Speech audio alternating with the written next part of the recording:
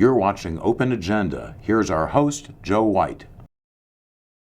Welcome to Open Agenda. I'm your host, Joe White. In this episode, we're going to cover the budget hearing from the county executive from Monday, March 10th. In the studio to do that is Dr. Joe Venosa, Mr. Mike Goldberg. Thanks for coming out. It's another wonderful day in Wycomico. Actually, the weather's getting a little better. I'm excited. Have softball practice tonight, so I'm just waiting for the crabs to start Better growing. you than I. yeah, softball and crabs. I'm down there. So the county executive, we're always going for transparency, and give her a lot of credit. It was a nice presentation she had Monday. I don't agree with everything. There were some nice pictures. It was thorough, but I think we should delve into some of the specifics of that meeting. She offered 4 options that would solve, in some way or form, the budget crisis that we're coming up to with the state, and addressing, whether good or bad, funding the Board of Education, right? Mm-hmm. So, really, when it comes down to getting the information out there, she has to rely on her staff, and one of those people is the Director of Finance, Pam Oland. Mm-hmm. We've talked about it many times. We don't have audit from fiscal year 24. Mm. We're trying to plan fiscal year 26, which starts for us July 1st. Joe, I want to get a sense, what were you hoping to get out of this meeting, and did you get the information that you wanted? No. I don't think anybody who was legitimately looking at the issue actually got what they wanted, because we didn't really get the numbers. What we got was basically a narrative that says these are the 4 menu options you can have, and only these 4 that I've selected and I've framed in this way.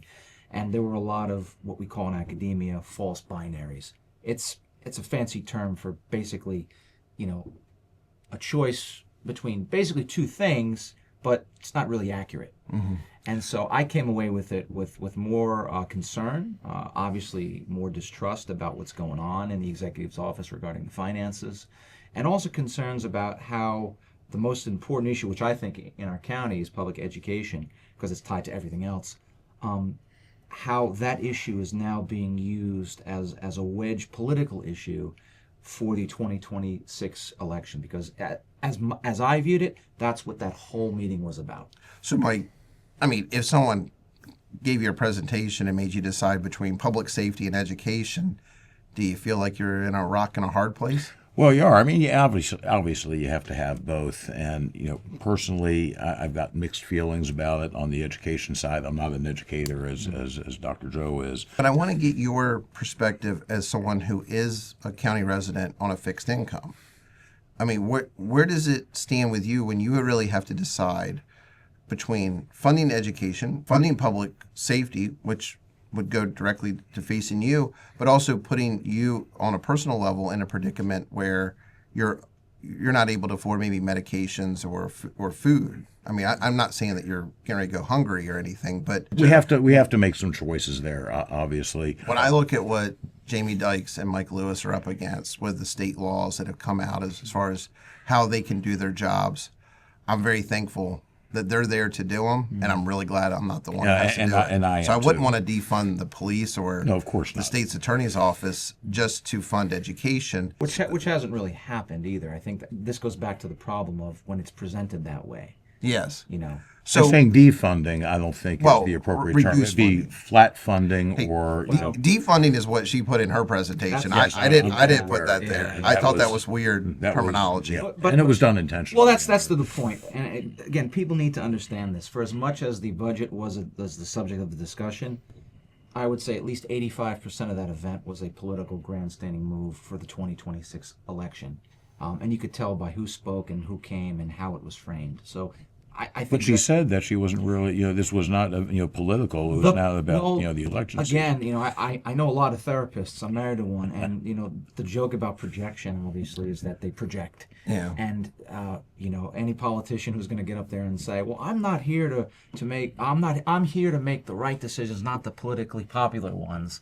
I mean, look, Means you're there to make the it politically. literally means that. Puts me in a terrible predicament. Look, I mean, we got elections coming up. I am not going to make a decision because it's popular and it's going to get me reelected. I'm going to make the decision that I feel is best for Wacomico County, or what we feel is best for Wacomico County. So maybe it is time to look at the revenue cap, and is it the best policy? Is it the best thing? And But there are a couple points that I think really can rub right down to the taxpayers, nub. The thought that we would override the revenue cap to fund education not just affects people's homes. The tax they're going to pay on those homes, and she did go through all the math there, and it didn't seem like it was that bad. But if you raise property taxes on the local businesses, say the grocery store, okay, so we're all struggling a little bit to keep the grocery bill in the range either that we want or that we can afford. You're talking about raising property tax rates on the grocery store. They're not going to just pay this tax and just be like, well, less money for us. Gets passed through to the consumer. Yeah. Ultimately, only people pay taxes. Yes. that is one of the biggest points of the revenue cap. It put $9 million in our county residents' pockets. When a corporation pays taxes, whether they're property taxes or income taxes, those taxes are built into the costs of the goods or services that they sell, and ultimately it comes out of a human being's pocket. And this is the real fallacy of our tax structure. Well, and so I think breaking the revenue cap or overriding the revenue cap is one of the most business unfriendly things we could do. I've been a small business owner, multiple facets, multiple states. If you want to slow down my hiring, slow down my ability to grow, and if you're not as a business growing, then you're actually going out of business. Go ahead. No, I'm sorry. Well, again, I tend to disagree in principle. I'm not saying it doesn't necessarily happen, but I think, and you heard this at the meeting the other day, there were business people there, including, people from the Chamber of Commerce, again, which represents some of the businesses. The argument is that you're also investing in things that down the line are an economic investment. In my business, if I needed to invest in something, and investing in young people in this county is worthy, okay, I would agree there. Yeah. But if I needed to buy a new stove, I also wouldn't also buy a new water pump. But you know what? If my water pump went out, I'd have to replace the water pump because I can't do anything else without a water pump. Yeah. So if I can't even get water to my business, then it doesn't matter that I have a new stove.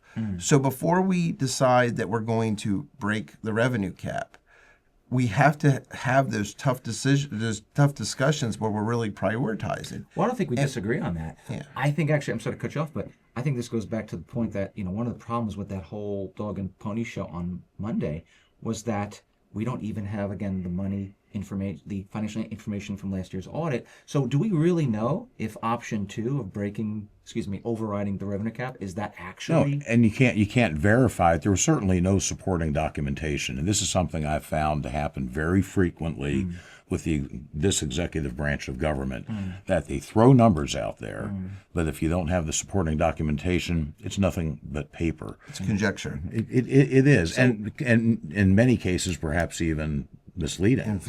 So while we might disagree on the philosophical view about is it a good or bad thing to override the revenue cap, realistically, that might not even be the issue at play here. If truly the executive's goals were education, they're only now when it's more politically got more Politically expedient. collateral. Well, what did George Carlin say? He goes, politicians tend to hide behind 3 things: the flag, the Bible, and children. Yeah. And I think you could make the argument that it is an insincere position she's taking right now, because that it is just built around electioneering, I would say.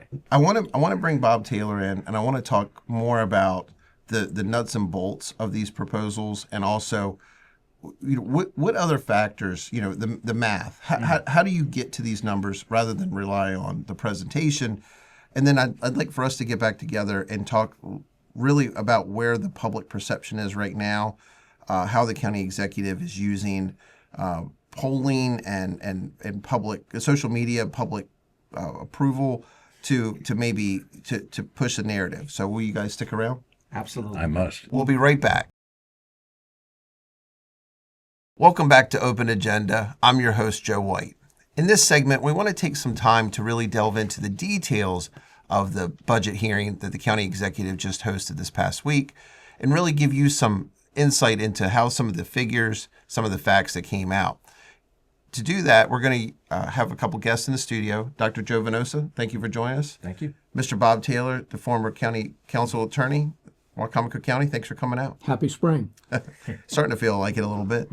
So, gentlemen, this past Monday, the county executive hosted the budget hearing, and she did have a nice presentation, and along with Pam Olin, the finance director, to really talk about the implications of the budget. I want to get a little bit of perspective from you, Bob. I mean, let's talk about just the size, the scope of the school system, and how this is going to implicate this budget. Yeah, I think a lot of people don't realize that the school system is much larger than the county government itself. And by that I mean, I think there are 25 buildings that the Board of Ed operates. It's over 2 million square feet. Just comparing that to the county, I would guesstimate that the county's buildings, including the state's attorney's office, government office building, jail, sheriff's office, etc., might total maybe 200,000, 250 tops. That must be a heck of an electric bill. And well, their electric bill is this is for the board now, is programmed to go up 1.2 million this year, just electric on those buildings. I think we're all feeling that pain right now, aren't we? As far as the employees are concerned, my guess is the Board of Ed, I didn't have a chance to check these numbers, probably at least twice as many employees as the county, possibly up to 3 times as many. So what they have is a much larger operation, and it's funded largely by the state. The state over the years has provided about 80% of the board's budget, the county about 20%. And that's also projected for this coming year, and that's the case this year as well. So that's, I think, something people have to kind of recognize. The state does fund most of the education for Wacomico County. Right. And you saw some of the charts that were coming out. Mm-hmm. It made it look like per pupil in Wacomico County, there was almost no money spent.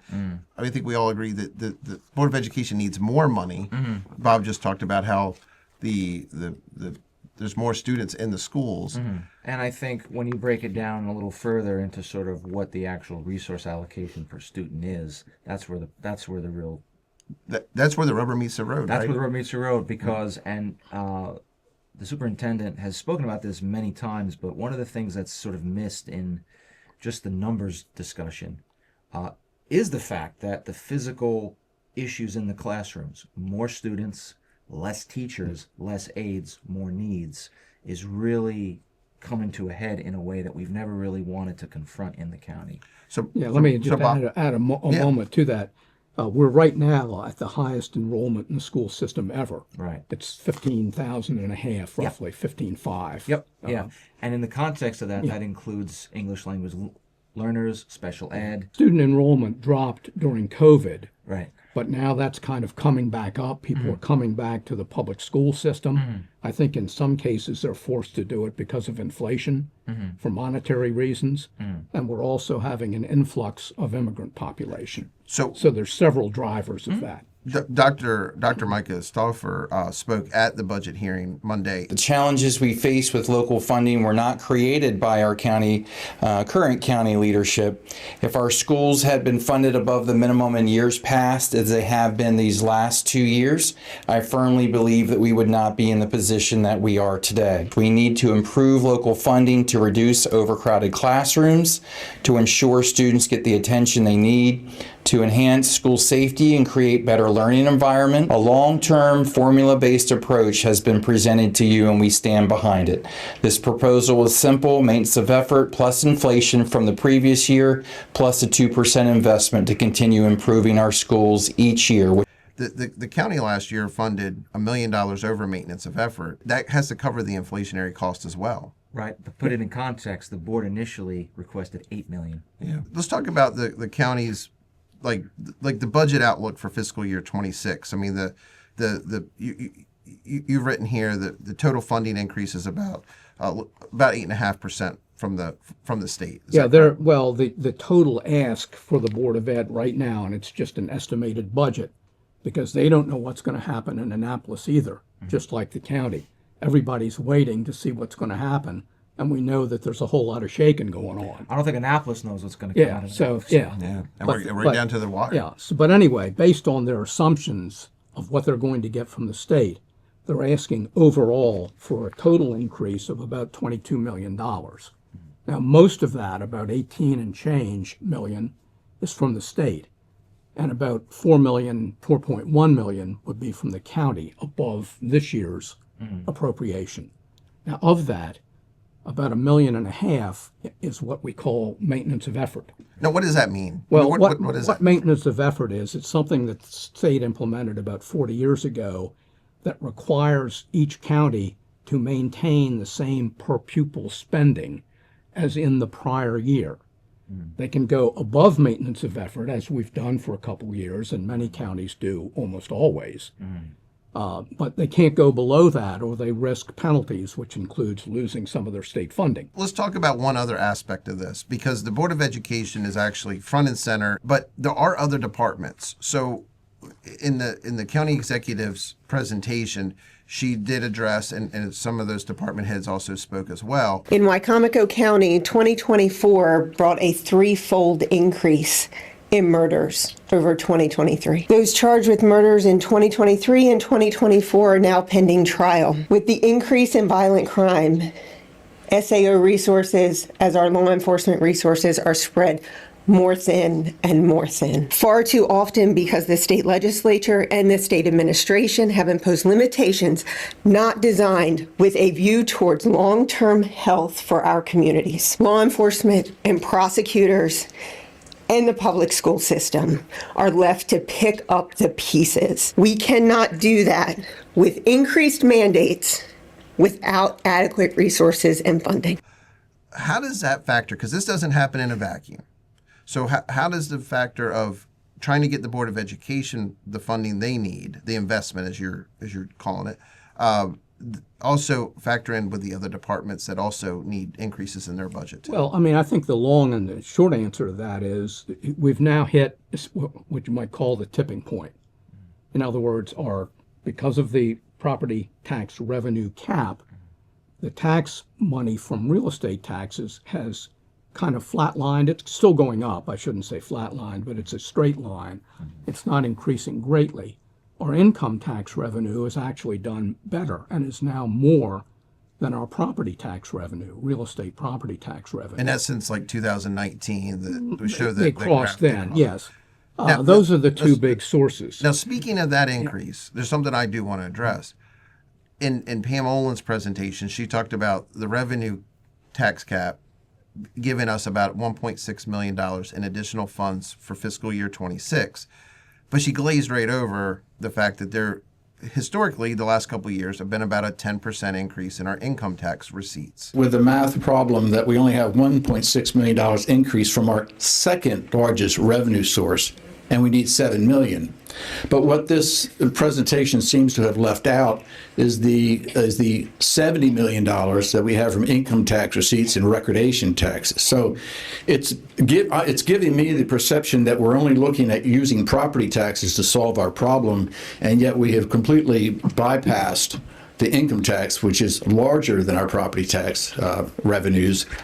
And I know that the income tax receipts, I believe, are supposed to be increasing this year as well, despite the economic conditions.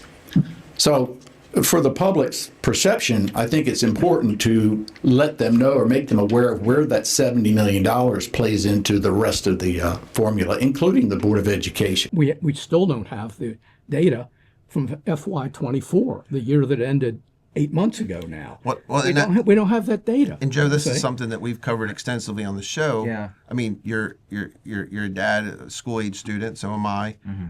How frustrating must it be to talk about education funding, the need to possibly raise taxes? This is what the county executive proposed. Mm-hmm. and we don't know where we stood from almost 9 months ago now, right? To say it's incredibly frustrating would be an understatement from my end. Okay. It boggles my mind that you would even entertain the idea of having a budget meeting for the county like the executive did without even being able to produce the audit from last year. It's shocking. Start with a review of the most recent audit. We are still finalizing the audit. There is some accounting issues associated with some changing in presentation. So these are numbers that are unaudited. Well, and I've talked to Bob about this, and you can't count on this, but historically there are some unused funds from the year before. They call it a budget surplus, but it doesn't mean, hey, congratulations, we all found money in our back pocket. We're not producing more money necessarily. It's just money that was allocated at some point that wasn't spent. Mm-hmm. Before we raise taxes, don't we have to cross this bridge? Well, I think forget raising taxes. Just before we have a discussion about what the budget is going to look like, let's at least know where we're coming from. Okay. She knows that we've got a tax crunch this year. As I say, we've reached a tipping point. Mm-hmm. They have, I'm sure, estimated data on FY 2024.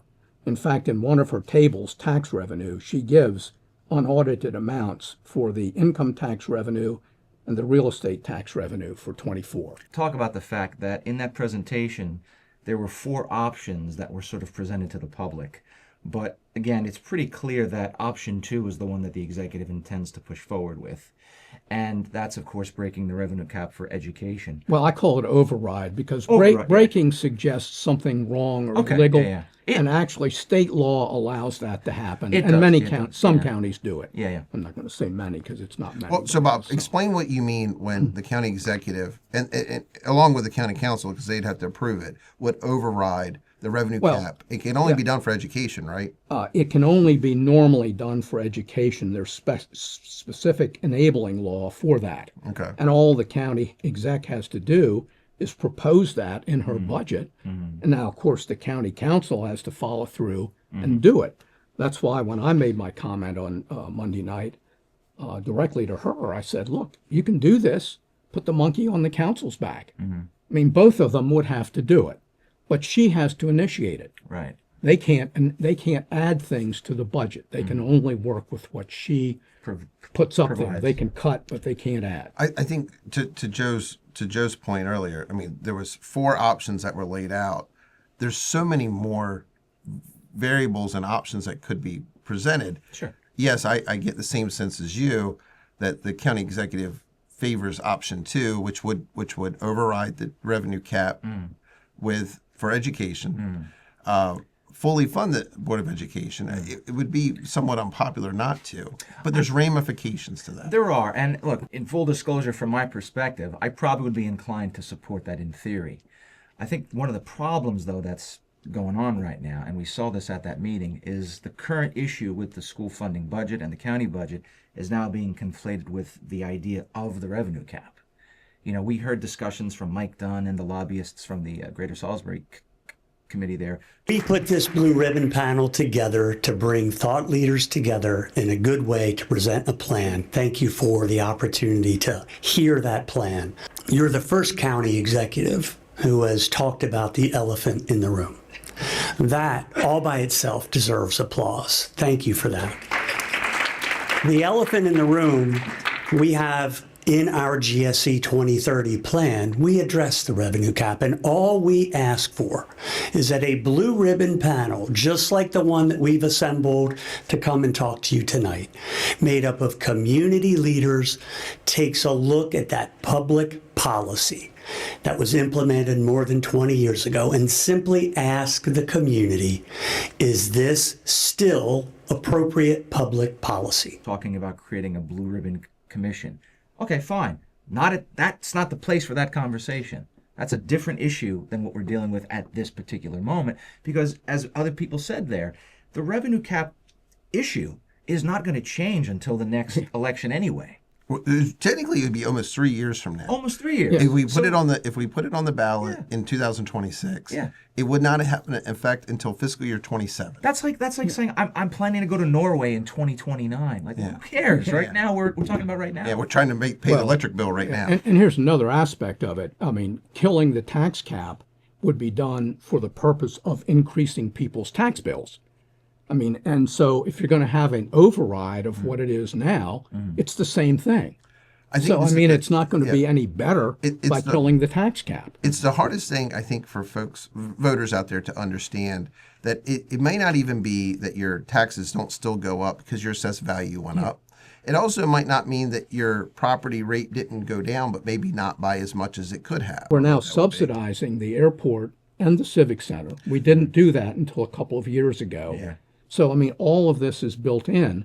And as I say, unfortunately, it's crunch time. This is why I've suggested that we implement a personal property transfer tax. Okay, so how would that work? Well, that would only apply when a deed is recorded. Okay. And it would be a certain percentage of the consideration, the sales price, essentially. Do other the counties in property. the state have this? Of our 24 counties, all except 5 do. And we're the Who only would pay county. this? Who would pay the transfer Well, it would tax? be paid when the property's sold. But by the seller? It can be or- negotiated. Can be Okay. negotiated. Most counties have it. The argument that you always get from developers and realtors is, "Oh, this will be terrible for our business. It'll hurt sales." Well, I mean, Dorchester County has it. Caroline County has it. I don't think in this Worcester market County that's has it. it. Yeah. You know, the only one that doesn't is Somerset. So it's interesting if the business community or certain elements of the business community who are so gung ho about getting rid of the revenue cap, why don't we first try this transfer tax, see if they're willing to support that to put in the investment that many of them claim they support. Joe, I am shocked that there's many folks in the business community who would favor getting rid of the revenue cap in Wycomico County. I think in some counties, we get compared to Worcester County, and I think they're apples and oranges. And I think, and I don't think you.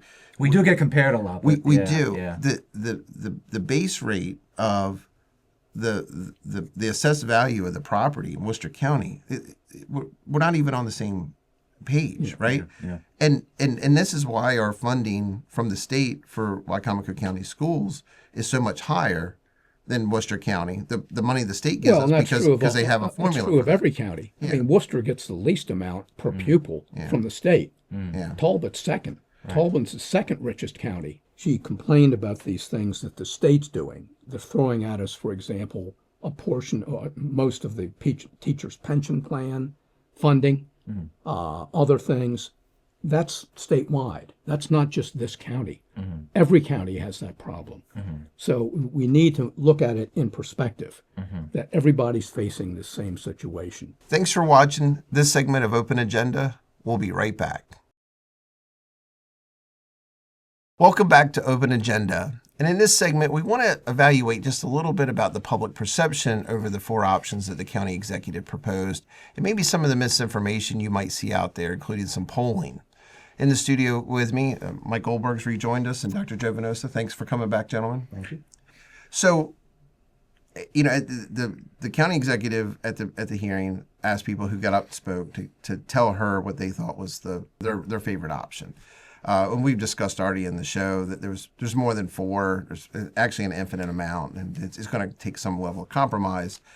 Since that time, you know, Eastern Shore Undercover, who has an MOU with the county to disseminate information, has chosen to put up a poll that lists these 4 options. And Mike, I want to get a sense. I mean, how much value can you put into a poll that's made this way? Well, I think it has absolutely no value at all. I mean, anybody who's taken statistical analysis 101 would understand that this is, it's just numbers being thrown out there. We have no idea if the numbers that are being presented in favor of options 1, 2, 3, or 4 have any validity at all, if they reflect the will of the people who have participated in the poll. But there's a few other pretty large problems with Eastern Shore Undercover. There's a lot of people who are residents of Wycomico County who are blocked. Yeah, it's interesting. I'm blocked, and I've never commented on his page ever in Well, my it's life. because you're on open agenda, and he's heard you at the council meetings, and that's I'm that's blocked enough. too. I thought it was from excessive handsomeness, though. So I don't know. I'm certain I that's don't, it. I don't know what your issue is. That's definitely not my issue. I'm not I'd say blocked because I don't have a Facebook account. I never have. I never will. Okay. I detest social media. The only social media I go on at all is Next Door Neighborhood. So, but there's a lot of people out there who are being excluded. This is particularly problematic because the Memorandum of Understanding, the MOU, that the county executive unilaterally executed with Eastern Shore Undercover makes that blog site a de facto public information office. There is an agency relationship that's been established by that MOU between Eastern Shore Undercover and the county government. So they only represent the county executive's interests. They're certainly not reflecting the desires or the opinions of the county council or us. I mean, anything else. anybody else. We're not putting up a poll. I mean, it's really we encourage people to go to the meetings and discuss it. Even the county executive's hearing. That's the forum. Joe, I want to ask you. I mean, how do you feel about people from outside the county voting on our unofficial poll? Well, again, I mean, how do you think anyone should feel, right, when it's a county matter, right? I mean, are we going to ask people in Peru, like, what their thoughts are on the revenue cap is? Because according to what we have with Eastern Shore Undercover, that could happen. You know, here's the thing. This blog, you're absolutely right. This blogger has absolutely blocked people.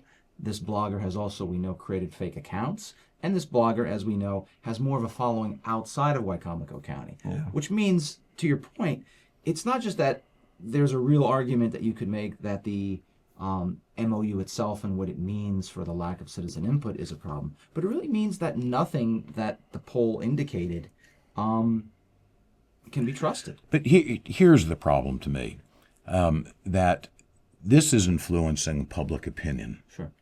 And is it proper for the government of the county to outsource the public opinion poll that does influence people to someone who is clearly a political operative for the county executive? Well, I mean, look, I think influencing people politically is very American. It's what we do. It's what we're doing right now.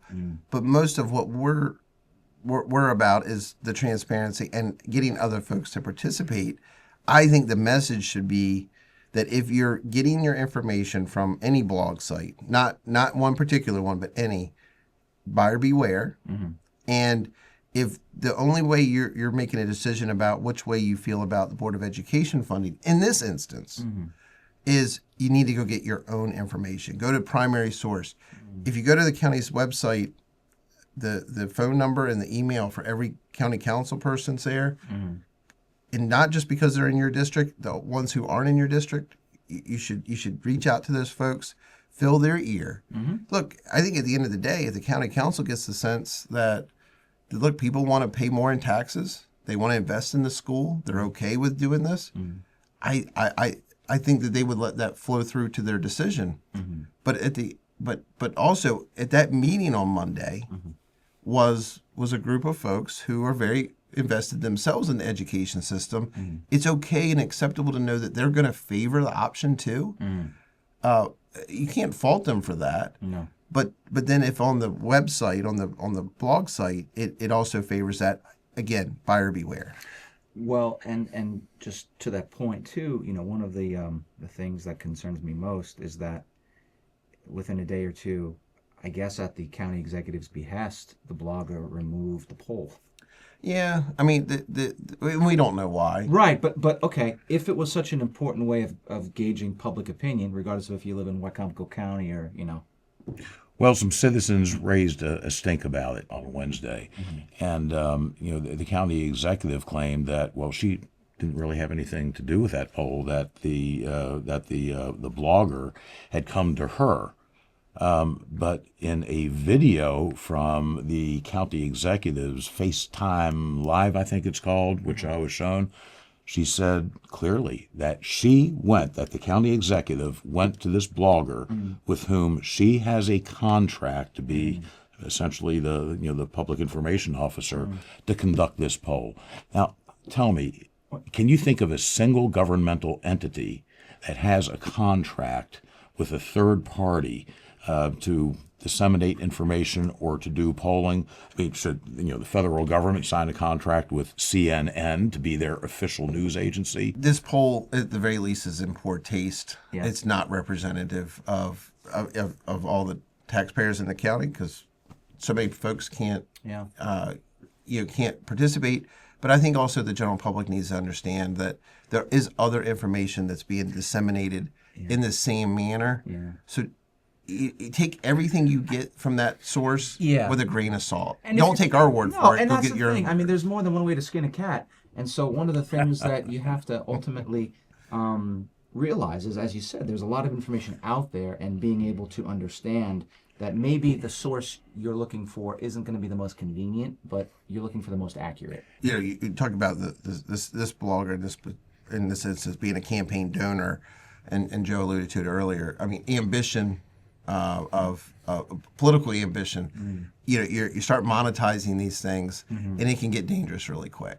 So, But he continues to deny being a campaign donor, and all you have to do is go to the campaign finance website and look up the PAC for Friends of Julie Giordano. It's on there, plain as the nose on your face. That's a big nose, I'll give you that. well, remember, he was blocked because he was too good looking. So. Exactly. No, the nose was too big. Out. Well, thanks for watching this episode of Open Agenda. We'll be back with another new episode. We think Mark Carroll is the best editor ever.